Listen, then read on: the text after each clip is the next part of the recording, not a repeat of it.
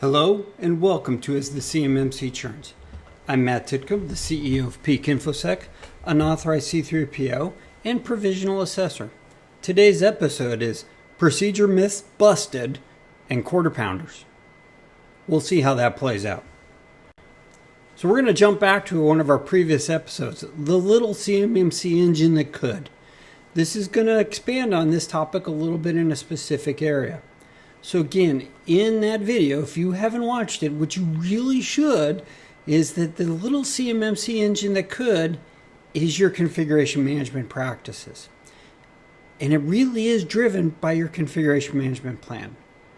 And your engineer is your governance body. So we're going to kind of translate that now into what you should be doing in business. But first, let's dispel some myths. So there's a myth out there that every CMMC requirement or NIST 800-171 practice requirement, whatever language we want to use today, requires a specific procedure for that topic. Well, it's kind of problematic. So where this came from is fundamentally in NIST 800-171, there is a requirement in the back for the non-federal organization controls that you, a non-federal organization, is to have policies and procedures. Okay. And they actually map to the 853 domains. Cool. NIST 800-171 Alpha requires policies and procedures as a possible evidentiary object, not mandatory. Now they show up in every requirement. So again, we can start to see some pressures building here to have these. The simple reality is this is a myth. CMMC 1.0 actually made this even worse with having a procedure requirement. They tried pulling what was up in the -1s, as it's called in the non-federal organization controls in the back that you guys do need to have. And then everybody we need to have a procedure for every requirement. No, you don't. And it's, perception that that's the best way to prove that you're compliant. Now, the warning check on this one, because processes span requirements. Let's just talk onboarding. You got a brand new employee. You need to do certain things in a certain order. That certain things in a certain order actually will start before you even get to access control 311. It starts in personnel. It starts in training before you even get to authorizing them access to CUI. So if you build your process specific to the requirement, you may not put the Lego pieces in the right order. So we don't recommend ever doing this anyway, just because of those issues. Now, there's another myth out there. Every requirement may have a related procedure. This also comes out of the same set of requirements. This one is true. It's not a myth. This is actually an operational reality. When you start laying out that onboarding process, right, you're going to see that onboarding process map to awareness and training, personnel security, physical security, access control, identification and authentication. So you're going to see this one process map across many. All right. Suddenly, when you really start to pull back and go, okay, I'm using the same process here to decide privileged access. Oh, it's just a little variant thread of type. Now it starts to impact other privileged access management controls. You're making determinations on what people should have access to. That's affecting the flow of CUI. Etc., etc.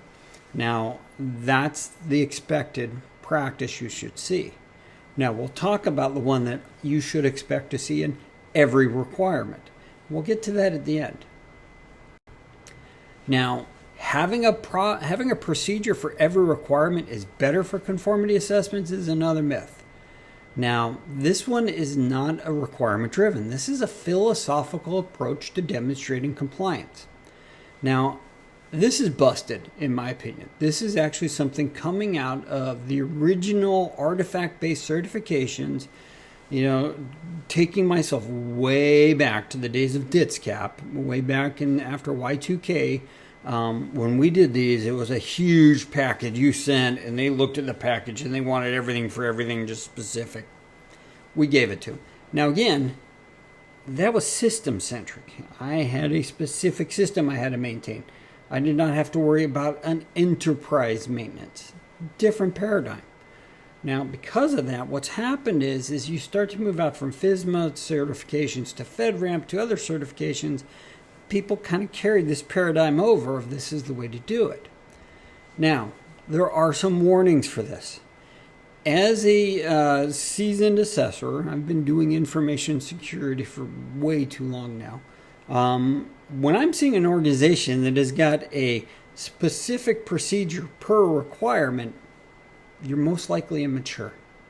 Why? You grabbed somebody else's package and you replicated it thinking that if I take somebody's package of their procedures for my requirement and I'm going to be covered, you've probably missed the boat. And then the other reality is, again, going back to previous videos, conformity is measured at the assessment objective to component level. When you have procedures written at the requirement level up here, guess what? You're going to miss stuff because you actually really need potentially a procedure at a component level. When you start doing it at this model, how are you managing your firewall? Do you have a procedure for your firewall? Do you have a procedure for Office 365? Do you have a procedure? Do you have a procedure? Because you get to component-based driven procedures then. That's then the way you've got to look at it. Now, if you don't have a procedure for all of those, then you're probably really not doing this. And again, this is why we don't recommend following this methodology. So then let's talk about procedures. First, let's get the official formal definition out of here. Now, that's the definition from the CMMC glossary. Nice and shallow, doesn't really tell us much of anything. But the bottom line is it should be a desired outcome. Now, for those of us that are in Agile development, this would be test-driven. Agile, we want to get the results. This is the expected result, and whatever we do to get to there is good. But procedure is we really need to go a little bit further. Now, in reality, every type of procedures all first start around a non-standard. How do you handle something that you don't know how to handle yet? Everything starts this place. Everything. It's kind of contradictory to the way processes really we walk in and figure out. But when you're a brand new organization, this is the space you're starting in. Everything is non-standard. We have to figure it out. Is this a new change? Is this a configuration change? And then what comes after that are, hey, I don't want to do it this way. Can I have it my way changes? Well, now the question is, what procedure handles non-standard? We're getting to that. Then there's the standard procedures. And this is where the quarter pounder comes in. Now, that is really a standard operating procedure.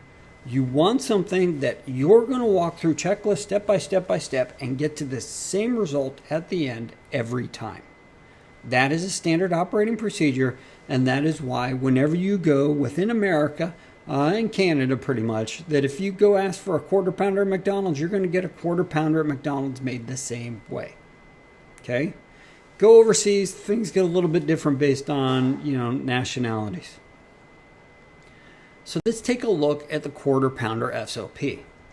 Now, I'm going to walk into a store and I want to place an order for my quarter pounder. Well, the person at the back who's processing the order or making these orders up first is going to look at, well, what have I requested? Is this a standard quarter pounder? Great. They know how to go do that because they have an SOP for making a normal quarter pounder. Do I want my quarter pounder with cheese? Great. They know how to make that. Now, what happens if it's not on the menu? Go see the manager. No, we don't make Chick-fil-A sandwiches here, sir. You're going to have to go to Chick-fil-A.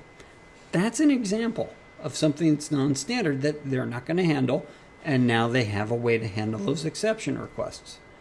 Now, I want it my way. I don't like pickles. Okay, can they support that? Great. I want a quarter pounder with cheese with no pickles. They can do that. Generally. Sometimes they mess it up. And that works. Now, if it's not something, I want it my way, quarter pounder, no pickles, with provolone pimento cheese, whatever, they don't support that. Go see the manager. That's their process for making quarter pounders. And again, this is the same thing you need to be looking for in how you handle your processes is to get to something like this. Now, when it comes to your processes, everything is going to start with the change request process.